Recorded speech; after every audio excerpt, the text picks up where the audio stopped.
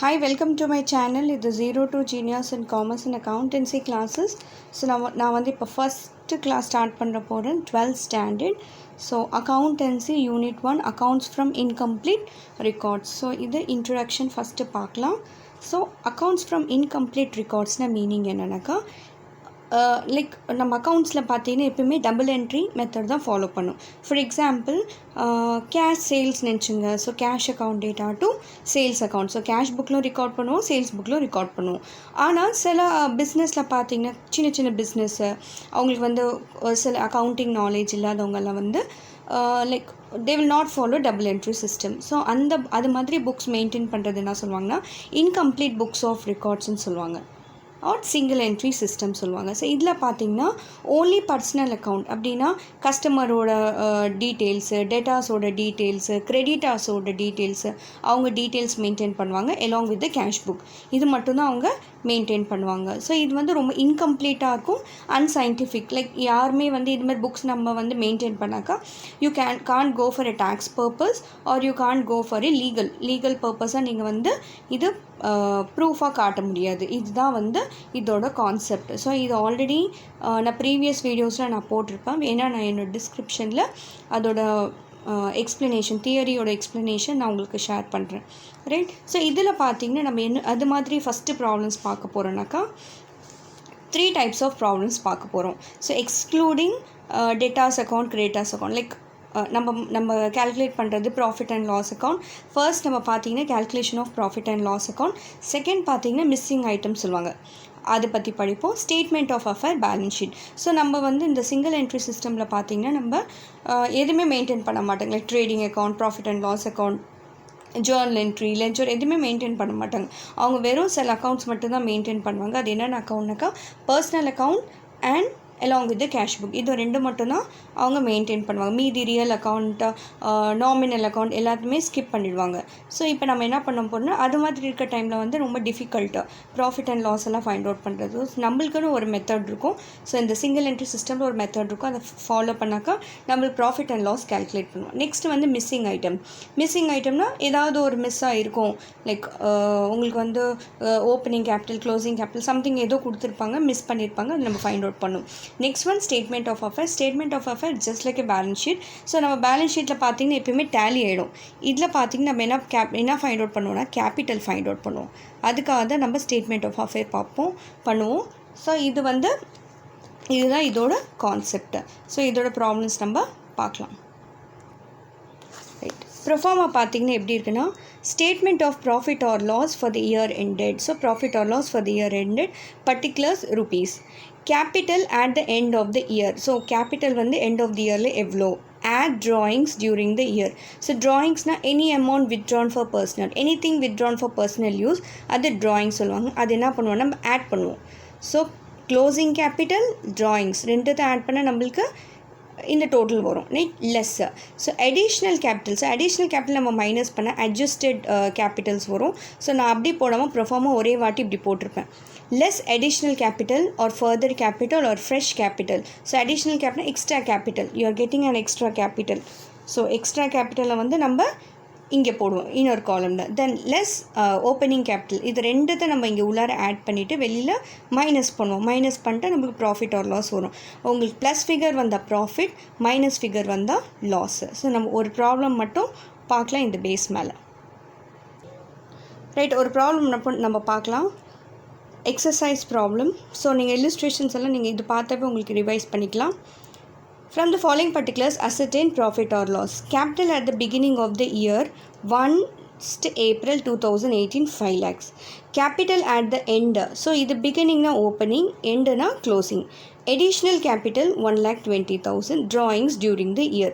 So நான் என்ன பண்ணியிருக்கேன், ஃபஸ்ட்டே நான் ப்ரொஃபார்மா எழுதிட்டேன். நீங்கள் இதே மாதிரி தான் ஃபஸ்ட்டு ப்ரொஃபார்மா நீங்கள் எழுதிக்கணும்.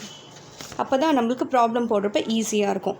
So statement of profit or loss for the year ended dash particulars rupees. Capital as on. இது எப்பயுமே க்ளோசிங் கேபிட்டல் தான் எழுதணும், டேட் எழுதணும், right? add drawings during the year, less additional capitals during the year, opening capital as on. நீங்கள் capital as on கூட போடல. நான் ஏன் ஓப்பனிங் போட்டிருக்கேன், நம்ம கன்ஃபியூஷன் ஆகாமல் இருக்கிறதுக்கு ஓப்பனிங் டேட் போட்டிருக்கேன், தேவையில்லை இல்லாட்டி, right. therefore profit or loss made during the year. So profit plus figure வந்துச்சுன்னா ப்ராஃபிட், மைனஸ் ஃபிகர் வந்துச்சுன்னா லாஸ். இப்படி தான் நம்ம அனலைஸ் பண்ணணும். ரைட். இங்கே பார்த்தீங்கன்னா right, capital at the beginning of the year. பிகினிங்னா என்னது? Opening. Opening 1/4/2000, that is 1st April 2018. So 1/4/2018. Right. So எவ்வளோ அமௌண்ட் சொல்லியிருக்காங்க இங்கே?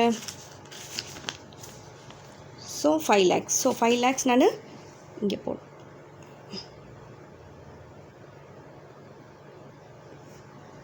Right.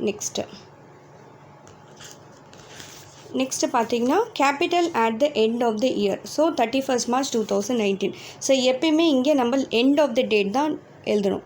That is 31st March 2019. இங்கேயும் 31st March 2019.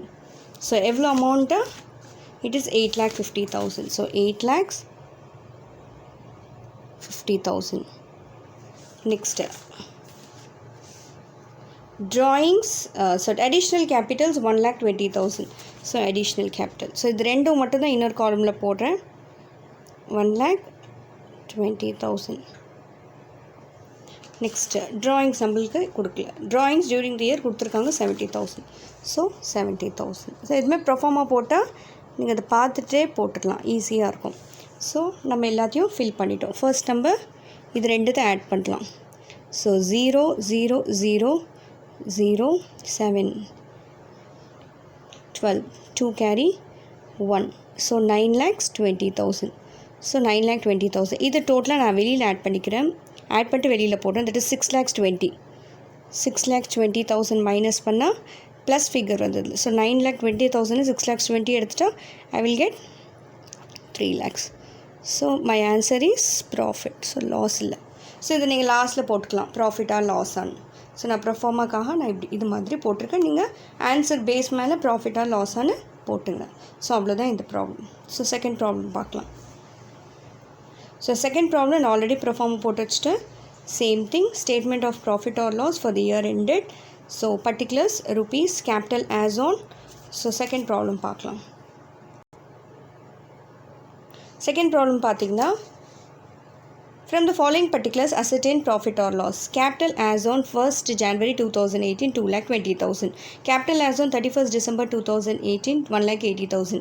Additional capital introduced during the year 40,000. Drawings during the year 50,000. இது மாதிரி கொடுத்துட்டோம். So நம்மளுக்கு closing என்ன இருக்குது? 31st December. ஸோ இங்கே நான் என்ன எழுதுறேன்? 31st December 2018.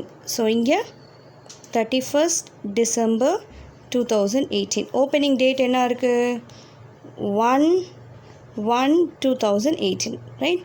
So first opening date எவ்வளோ இருக்குது? 2,20,000. அப்படியே மேட்சிங் மாதிரி. So capital as on 1,80,000. So இது அவுட்டர் காலம் 1,80,000. Okay. Next additional capital. Additional capital இங்கே. ஸோ எவ்வளோ? 40,000. Next, drawings 50,000. So drawings 50,000. So 0, 0, 0, 0, 8, 9, 10, 11, 12, 13. 3 carry 1. 2,30,000. 2,30,000 லேந்து இங்கே 2,60,000. 2,60,000 அவங்களுக்கு சின்ன நம்பர் பெரிய number. So you're getting 30,000. So 30,000 உனக்கு லாஸ் வருது, அதனால் ப்ராக்கெட்டில் போடுங்க. ஸோ ப்ராஃபிட்டை கட் பண்ணிவிடுங்க. So it is loss made during the year. So இப்படி தான் போடணும் ப்ராப்ளம்ஸை. ஸோ இது ஒரு மெத்தட் முடிஞ்சிருச்சு. நீங்கள் இல்லுஸ்ட்ரேஷன் ஒரு வாட்டி நீங்கள் பார்த்துக்கலாம். ஸோ இந்த வீடியோ உங்களுக்கு பிடிச்சிருந்துச்சுன்னா லைக் பண்ணுங்கள், ஷேர் பண்ணுங்கள், சப்ஸ்கிரைப் பண்ணுங்கள், மற்றவங்களுக்கும் ஷேர் பண்ணுங்கள். Thank you all.